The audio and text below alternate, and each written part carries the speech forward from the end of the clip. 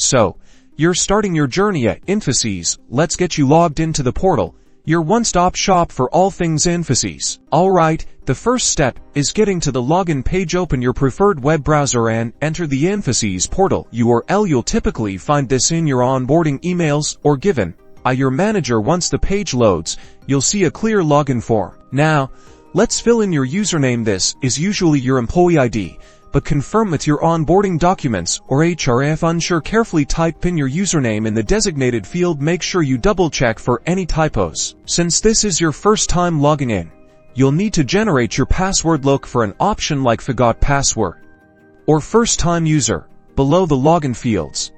Clicking on that link will likely prompt you to enter your employee ID once more, and sometimes a date of birth or some other identifying information to verify your identity. Fill in the required information accurately, as it's case sensitive. After submitting this, you'll get instructions on creating your password. Follow the on-screen instructions very carefully when creating your password. These include the requirements surrounding password length, the inclusion of special characters, and the necessity of using both upper and lowercase letters. Make sure you create a strong and memorable password, then confirm it. Once you've created and confirmed your new password, head back to the login page. Enter your username and the new password you just created. Press the login button to access the portal you're in. Welcome to the Infosys Portal. From here, you can access important resources, company news, employee information, and so much more. Explore the portal, familiarize yourself, and don't hesitate to seek help from your team or HR. If you had any questions, you've got this.